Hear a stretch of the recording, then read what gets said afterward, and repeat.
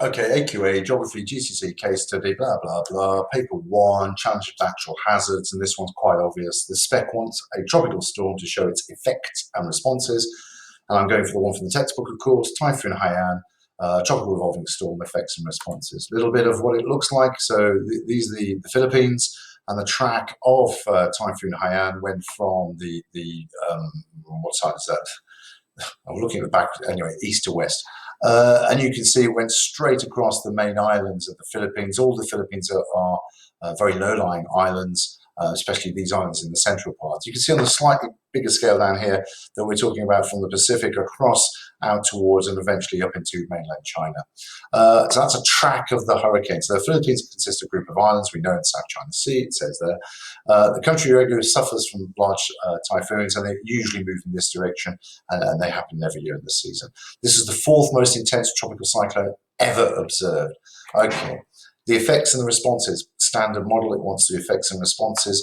And because it's effects and responses, it's worth having a framework of primary effects, secondary effects, and then short-term responses, long-term responses. Once you have a framework in mind, learn a couple of local facts for each. So the primary effects, a storm surge, 7.6 meters, which meant it went a long way inland, taking everything with it. Remember, a moving meter cubed of water is a ton of water moving. That's a lot of energy. 6,000 deaths, 11 million people were affected. Low-lying areas completely flattened, buildings flattened, infrastructure destroyed, power lines down, building, etc.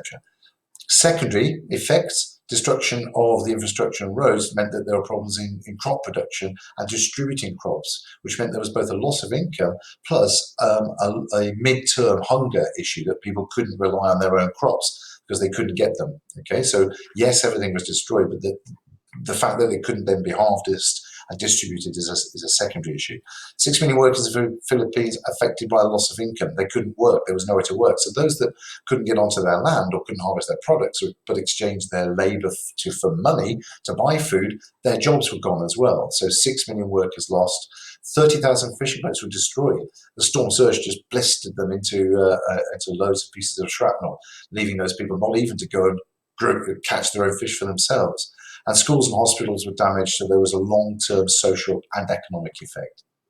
The response, the Philippine government declared a state of national calamity, which is essentially a state of emergency, but it allows certain higher levels of control of society to occur. And in doing that, they were able to take control of the country. They got foreign aid from NGOs, from Oxfam International Red Cross.